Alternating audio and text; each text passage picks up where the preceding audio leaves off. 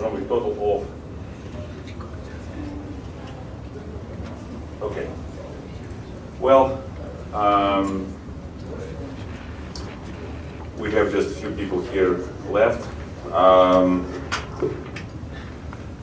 But nevertheless, I would still be interested to talk about it and tell you about what we do and why we do it and so on and so forth.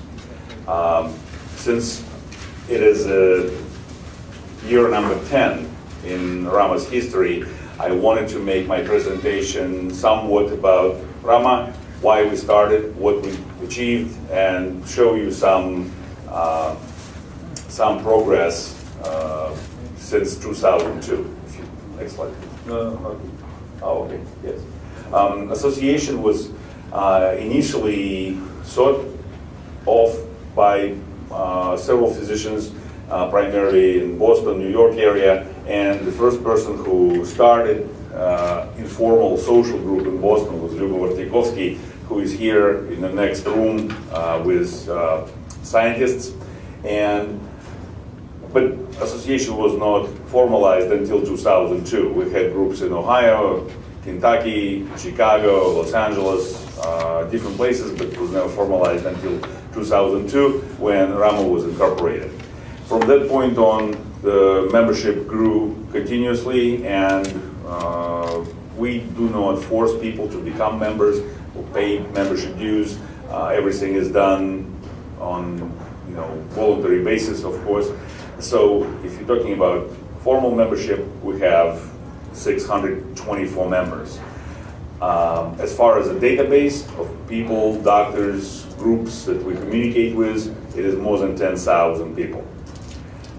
We work with people from all over the world. Of course, primarily it is in America and Russia, but there are also people from other countries. We have members in more than 40 states. We work in Canada, we work with students, medical schools, and I will talk about it later. Next slide, please.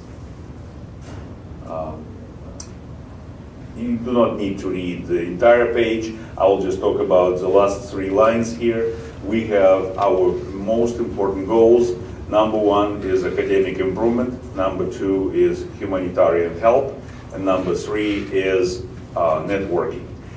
There is also goal number 4, but at this point we didn't do much in this area. It is political activity, representation of interests of Russian-speaking physicians in America. We've done some work, but technically we're not even allowed to do this, and we cannot work with like Congress because we have 501c3 and not 501c4 organization. But nevertheless, next slide, please.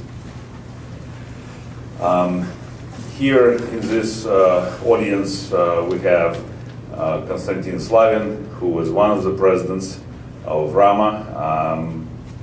I was the first president from 2002 to 2005. Then Dmitry Arbuch was the president of RAMA. Then Kostya, then Zhenya Havkin, you met him yesterday.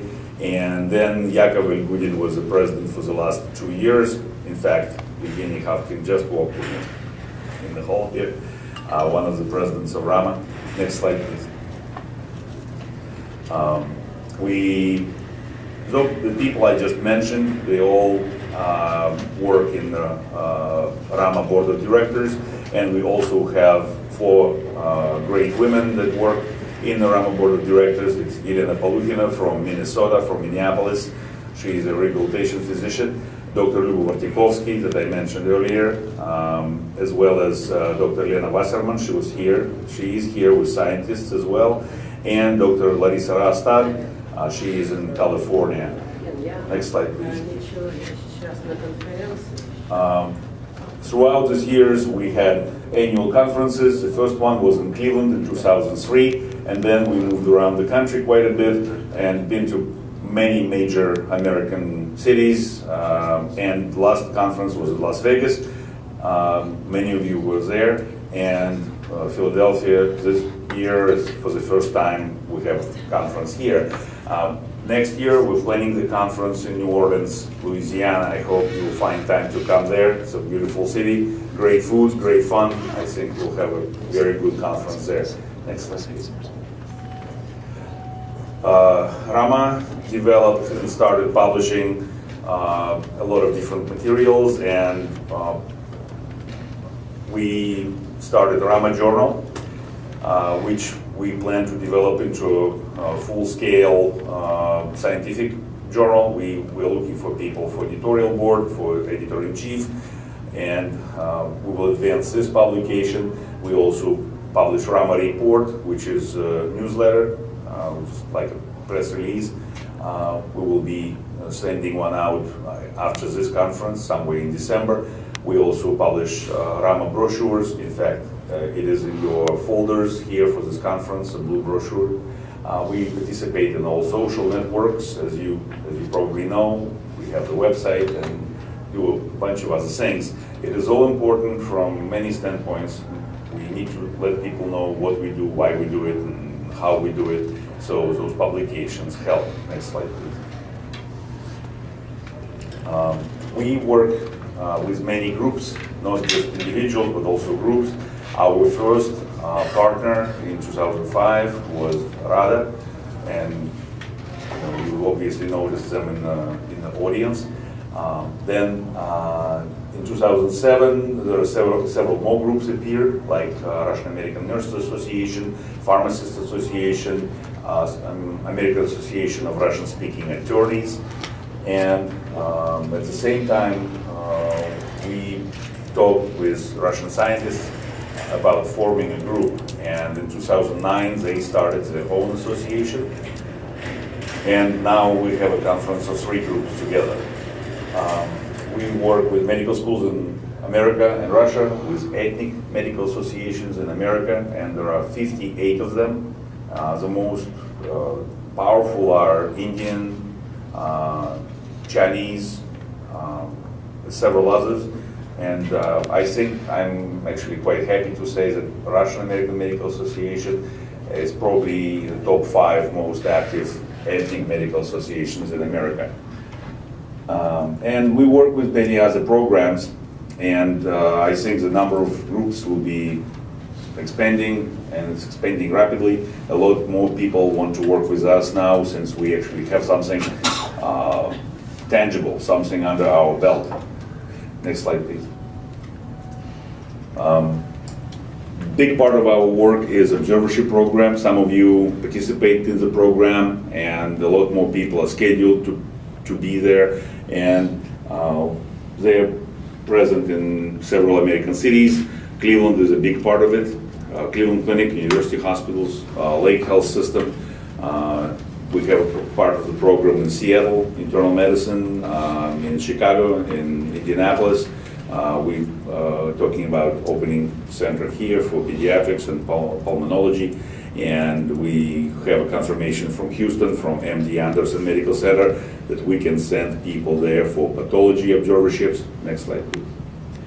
And basically, I mean, it is a big deal, because we let people participate in healthcare in America. They see how it's done. It makes it easier for doctors from Russia to see American medicine in real time, and it is easier for them to get a spot in the residency training program. We also do, I did not have this in my presentation, but not just individuals come to our observership program. We now started a program for groups, and just this year we had a group from city of Surgut from Siberia. We also had a group from, we actually had 4 groups from Kazakhstan. They were here for 1 month each, and we plan to continue next year and for many years in the future. In January, we expect a group from Tomsk, followed by a group from Leninsk-Kuznetsky, followed by groups from Astana, Kazakhstan again, and this is just in January and February. There will be 3 groups. And this slide is about us going there. And we started doing this many years ago. At first it was fairly random, but now our medical missions formed into a very solid, scheduled work. For example, RAMA participation with International Children's Heart Foundation with Bill Novick from Tennessee. We go to Kemerovo 4 times a year, 2 weeks each mission. And the number of kids that we operated on is now over 100. So basically, one way or the other, we saved 100 lives. Those kids would have died otherwise. And then we started programs in Yaroslavl, in Leninsk-Kuznetsky, which is right next to Kemerovo. We're planning to start a program in Astana, Kazakhstan. We're talking about another pediatric cardiac program in Kaliningrad, in Russia.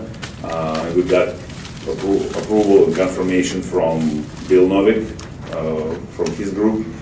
They will work with us. And there are a bunch of other places where we plan to have another program. And it's like St. Petersburg, Ufa, Tomsk, Yeshkar-Ola. And it's not just words, it's real. I mean, these cities plan to work with us. Next slide, please. Again, I already mentioned some of it. Picture of Yaroslavl, picture of Russian map with Kemerovo highlighted there. Next slide, please. And just to wrap up my presentation, so you really have pictures to prove my words, just some slides from our recent joint mission to Kemerovo. In fact, this mission was unprecedented. It was never in the history of Russia that 2 teams from the same group went to the same region together.